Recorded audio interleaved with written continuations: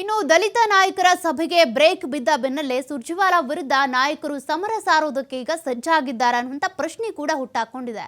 ದೆಹಲಿಗೆ ತೆರಳದೆ ರಾಜ್ಯದಲ್ಲೇ ಇದ್ದು ಸಮರ ಸಾರಿದ್ರ ಸೀನಿಯರ್ಸ್ ಅಂತ ಡಿಕೆ ಶಿವಕುಮಾರ್ ಹಾಗೂ ಸುರ್ಜೇವಾಲಾ ವಿರುದ್ಧ ಬೇಸರ ವ್ಯಕ್ತವಾಗ್ತಾ ಇದೆಯಾ ಈ ರೀತಿಯಾಗಿ ಅಂತ. ದೆಹಲಿಗೆ ತೆರಳದ ಸಚಿವ ಪರಮೇಶ್ವರ್, ಸತೀಶ್ ಜಾರಕಿಹೊಳಿ ದಲಿತ ನಾಯಕರು, ಬಟ್ ಅವರು ಹೋಗಿಲ್ಲ. ದೆಹಲಿಗೆ ಹೋಗಬೇಕಾಗಿತ್ತು, ಹೋಗಿಲ್ಲ. ಆ ಸಭೆಯಲ್ಲಿ ಪಾಲ್ಗೊಂಡಿಲ್ಲ. ಇಲ್ಲೇ ಇದ್ಕೊಂಡು ಅವರ ಅಸಮಾಧಾನವನ್ನ ಈ ರೀತಿ ಹೊರ ಹಾಕ್ತಾ ಇದ್ದಾರಾ ಅಂತ. ಇಲ್ಲೇ ಇದ್ಕೊಂಡು ಹೈಕಮಾಂಡ್ಗೆ ಬಿಸಿ ಮುಟ್ಟಿಸೋದಕ್ಕೆ ರಣತಂತ್ರವನ್ನ ಹೆಣಿತಾ ಇದ್ದಾರಾ. ಜಿ ಪರಮೇಶ್ವರ್ ಇರಬಹುದು, ಸತೀಶ್ ಜಾರಕಿಹೊಳಿ ಇರಬಹುದು. ಹೈಕಮಾಂಡ್ಗೆ ಸುರ್ಜೇವಾಲಾ ವಿರುದ್ಧ ದೂರೇನಾದ್ರೂ ಹೋಗುತ್ತಾ? ಹೈಕಮಾಂಡ್ ಭೇಟಿಗೆ ಪ್ರತೀಕವಾಗಿ ಅವರು ಕೂಡ ಸಮಯ ಕೇಳಿದ್ದಾರಂತೆ. ಹಾಗಾದ್ರೆ ಸಮಯ ಕೇಳಿದ್ರೆ ಯಾವಾಗ ಕೇಳ್ತಾರೆ?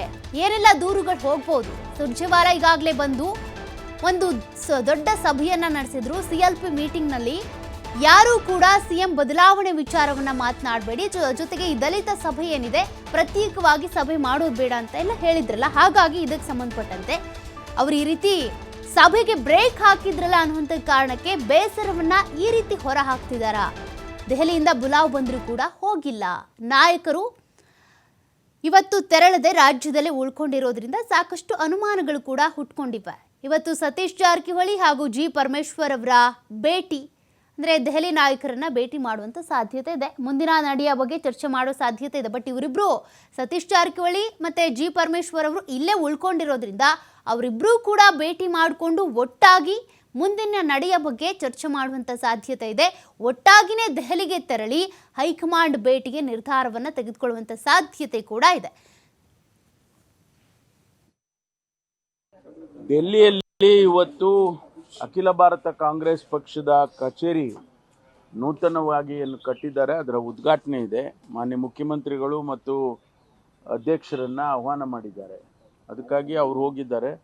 ನಾವ್ಯಾರು ಹೋಗಲಿಲ್ಲ. ಹೋಗಬೇಕು ಅಂತ ನಾನು ಅಂದ್ಕೊಂಡಿದ್ದೆ. ಅವರೆಲ್ಲ ಬೇರೆ ಬೇರೆ ನಮ್ಮ ಮುಖಂಡರುಗಳೆಲ್ಲ ಬ್ಯುಸಿ ಇರೋದ್ರಿಂದ ನಮ್ಮ ACC ಅಧ್ಯಕ್ಷರು ಮತ್ತು ರಾಹುಲ್ ಗಾಂಧಿಯವರು, ಸೋನಿಯಾ ಗಾಂಧಿಯವರು ಎಲ್ಲರೂ ಕೂಡ ಬ್ಯುಸಿ ಇರ್ತಾರೆ ಅಂತೇಳಿ ಆನಂತರ ಹೋಗೋಣ ಅಂತ ಪೋಸ್ಟ್ಪೋನ್ ಮಾಡಿದ್ದೀನಿ. ದೆಹಲಿಯಲ್ಲಿ ಇವತ್ತು ಅಖಿಲ ಭಾರತ ಕಾಂಗ್ರೆಸ್ ಪಕ್ಷದ ಕಚೇರಿ ನೂತನವಾಗಿ ಏನು ಕಟ್ಟಿದ್ದಾರೆ, ಅದರ ಉದ್ಘಾಟನೆ ಇದೆ.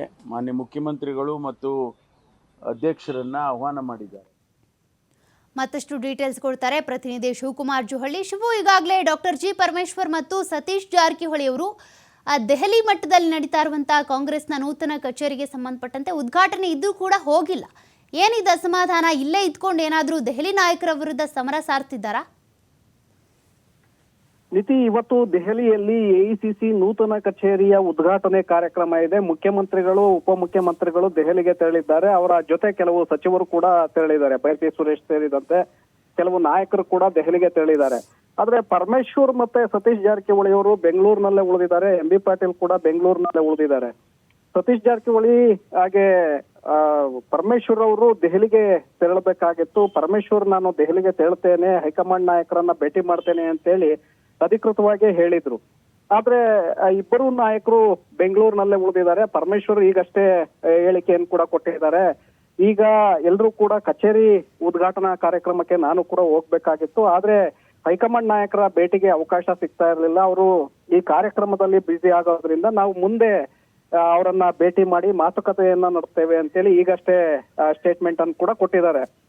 ಸೊ ಇದನ್ನ ಗಮನಿಸಿದಾಗ ಇವತ್ತು ಸಂಜೆ ಸತೀಶ್ ಜಾರಕಿಹೊಳಿ ಹಾಗೆ ಪರಮೇಶ್ವರ್ ಇಬ್ರು ಕೂಡ ಭೇಟಿಯನ್ನ ಮಾಡ್ತಾರೆ. ಭೇಟಿ ಸಂದರ್ಭದಲ್ಲಿ ದಲಿತ ಸಮುದಾಯದ ಸಚಿವರ ಸಭೆ, ಶಾಸಕರ ಸಭೆಯ ಬಗ್ಗೆ ಕೂಡ ಅವರು ಚರ್ಚೆಯನ್ನ ಮಾಡ್ತಾರೆ ಅನ್ನುವಂತ ಮಾಹಿತಿಗಳು ಈಗ ಸಿಗ್ತಾ ಇದೆ. ಯಾಕಂದ್ರೆ ಆ ಒಂದು ಕಾರಣಕ್ಕೆ ಬೆಂಗಳೂರಿನಲ್ಲಿ ಇಬ್ರು ಕೂಡ ಉಳ್ಕೊಂಡಿದ್ದಾರೆ ಅನ್ನುವಂಥದ್ದು. ಯಾಕಂದ್ರೆ ಸತೀಶ್ ಜಾರಕಿಹೊಳಿ ಅವರು ಬೆಳಗಾವಿಗೆ ತೆರಳಬೇಕಾಗಿತ್ತು, ಪರಮೇಶ್ವರ್ ದೆಹಲಿಗೆ ತೆರಳಬೇಕಾಗಿತ್ತು. ಇಬ್ರು ಕೂಡ ಇಲ್ಲೇ ಉಳ್ಕೊಂಡಿದ್ದಾರೆ. ನಂತರ ಪರಮೇಶ್ವರ್ ಅವರು ಕೂಡ ಈಗ ಒಂದು ಹೇಳಿಕೆಯನ್ನ ಕೊಟ್ಟಿದ್ದಾರೆ. ನಾವು ಮತ್ತೆ ಸಭೆ ಮಾಡ್ಬೇಕಾಗತ್ತೆ, ಎಲ್ಲರೂ ಬರ್ಲಿ, ಎಲ್ಲ ಮಂತ್ರಿಗಳು ಬಂದ ನಂತರ ನಾವು ಅದರ ಬಗ್ಗೆ ತೀರ್ಮಾನವನ್ನ ಮಾಡ್ತೇವೆ ಅನ್ನುವಂತ ಹೇಳಿಕೆಯನ್ನ ಕೊಟ್ಟಿದ್ದಾರೆ. ಹಾಗಾಗಿ ಈಗ KN ರಾಜಣ್ಣ ಅವರು ಶ್ರೀಲಂಕಾ ಪ್ರವಾಸದಲ್ಲಿದ್ದಾರೆ. ಅವರು ಮತ್ತೆ ವಾಪಸ್ ಆಗ್ಬೇಕಾಗತ್ತೆ. ಅವರು ವಾಪಸ್ ಆದ ನಂತರ ಮತ್ತೆ ದಲಿತ ಸಮುದಾಯದ ಸಚಿವರು ಸಭೆಯನ್ನ ಸೇರಿ ಮುಂದಿನ ನಡೆಯ ಬಗ್ಗೆ ಅವರು ಚರ್ಚೆಯನ್ನ ಮಾಡಲಿದ್ದಾರೆ ನೀತಿ. ಹಾಗಾಗಿ ಇಬ್ಬರು ನಾಯಕರು ಬೆಂಗಳೂರಿನಲ್ಲಿ ಉಳ್ಕೊಂಡಿರೋದು, ಜೊತೆಗೆ ಮುಂದೆ ನಾವು ಸಭೆಯನ್ನ ಮಾಡ್ತೇವೆ ಅನ್ನುವಂತ ಮಾತನ್ನ ನೋಡಿದಾಗ ಕಾಂಗ್ರೆಸ್ನಲ್ಲಿ ಮತ್ತಷ್ಟು ಬೆಳವಣಿಗೆಗಳು ನಡೆಯುವಂತ ಸಾಧ್ಯತೆಗಳು ಹೆಚ್ಚಾಗ್ತಾ ಇದೆ. Okay, thank you Shivakumar ಡೀಟೇಲ್ಸ್ಗೆ.